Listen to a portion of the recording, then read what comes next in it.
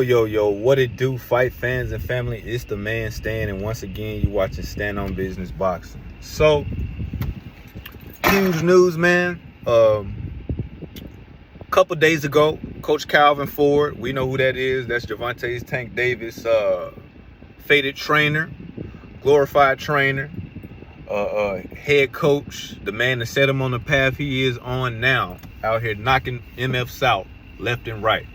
But, say the least, he went on the Rise Podcast. You don't know who the Rise Podcast is. They're a very good podcast.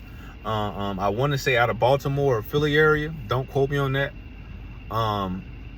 Usually when we hear news about Gervonta Tank Davis, when something is trending about him, we hear it there first. Just to give you a little rundown, when we heard about the legendary prediction he had when it came to Errol Spence versus Terrence Crawford, with the Terrence Crawford having a glass shield and Errol Spence having a metal shield, and that's why he was going to win. That came off the Rise Podcast. The good and the great interaction between him and Blue Blood, when he was saying the only people that could beat Gervonta Tank Davis, and they were all on the podcast together, was Gervonta Tank Davis himself, Devin Haney, or Shakur Stevenson.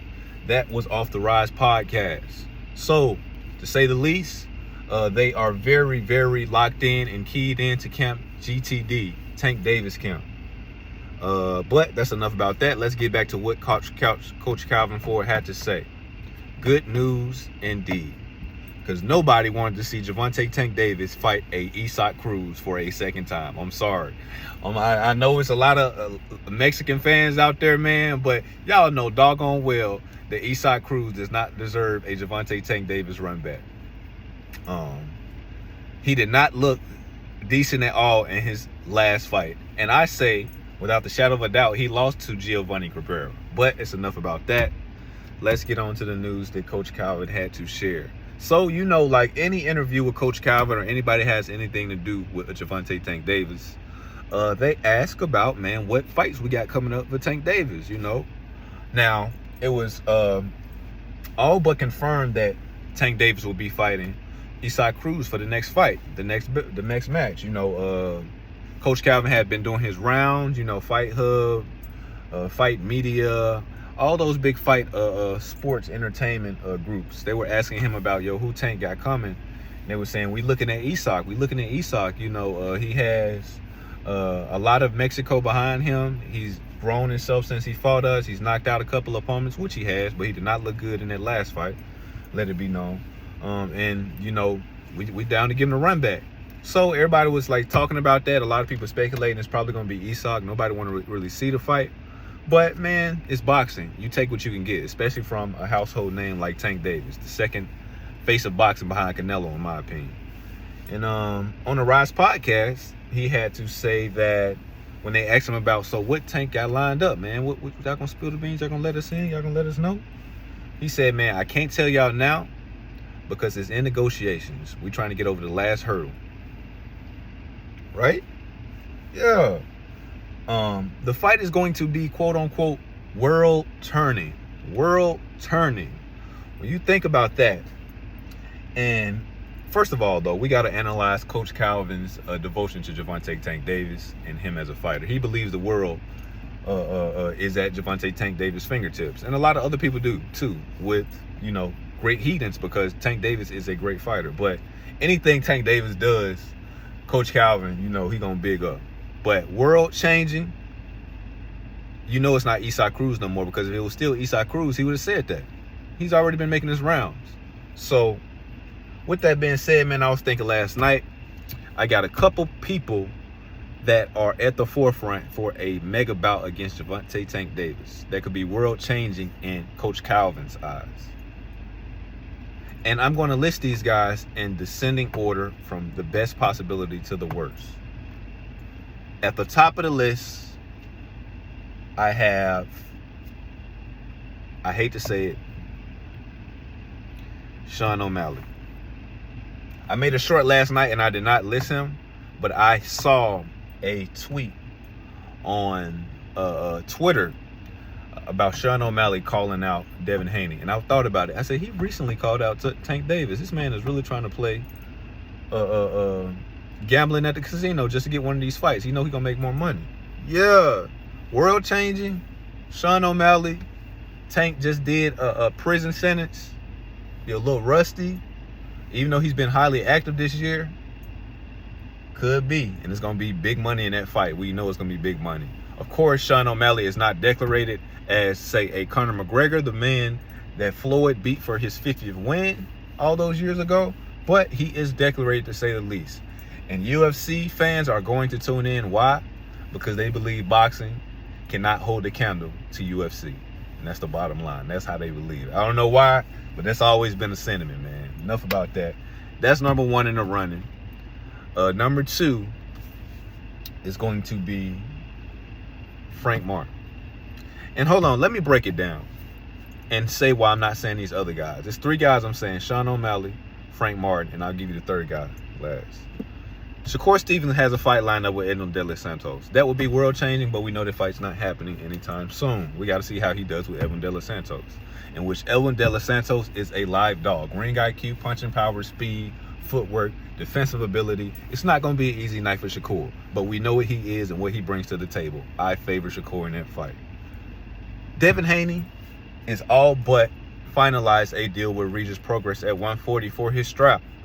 And we already have seen snippets of Devin Haney training. He is bigger than he has ever been, so safe to say that deal is going to be finalized very soon. And Regis already on record saying he's signed his contract 2 times, just waiting on Haney. So that rules him out.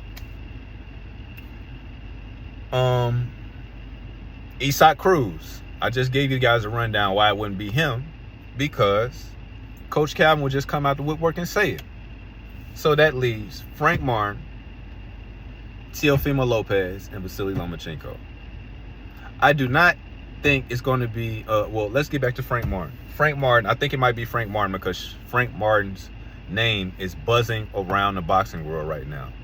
His fallout with Shakur Stevenson has had every major boxing broadcast trying to get an interview on him on why he ducked or may have ducked Shakur Stevenson, or if he ducked Shakur Stevenson. So his name is trending.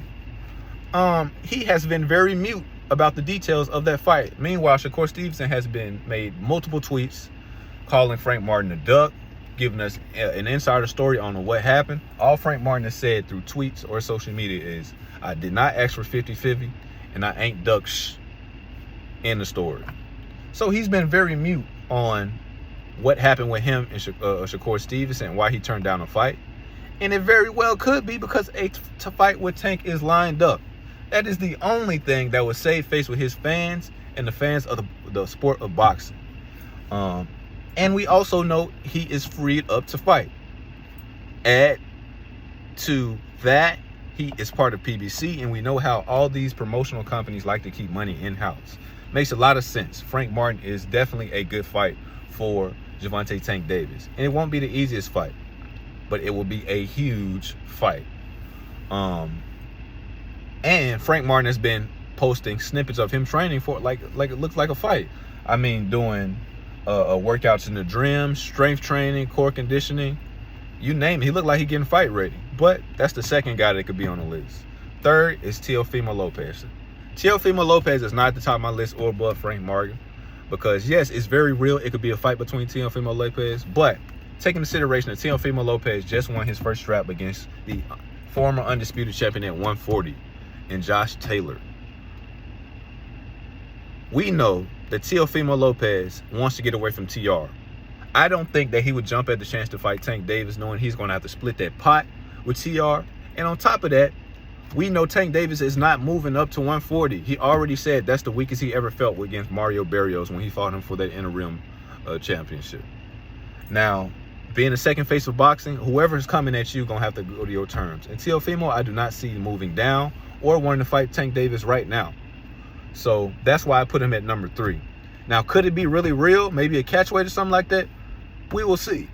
But I don't put him above Frank Martin or Sean O'Malley. I'm sad. I'm kind of bugged that Sean O'Malley's at the top of the list, but it's boxing, man. At the end of the day, it's business first. So that's the end of the story. That's all I got to say about that, man. I'm looking forward to Zhang versus Joyce 2. Going with the big boy Zhang, you know. He gonna come in there, thump man up. We don't know what's gonna happen. I hope Joyce makes some adjustments. I hope he make it more interesting the first time around. Shoot, if he beat him, it'll be a trilogy. I hope that happens, but I just cannot see it. Then we got the man Hitchens versus Zapata tonight, which is gonna be a burner. Zapata, if you know his mentality, you know who Hitchens thinks he is, and I think I know who he is too. It's gonna be a fight. Hitchens is ready for a strap, and he gonna show it tonight. So that's what I got to say about that, man. End of my video, it's the man Stan, and once again, you're watching Stan on Business Boxing. I catch y'all with another video soon. Get that prediction in for Hitchens versus Zapata. Like, share, subscribe, comment, hate, man, it's whatever. I just like the engagement. I catch y'all with another video. Run it back soon. Peace.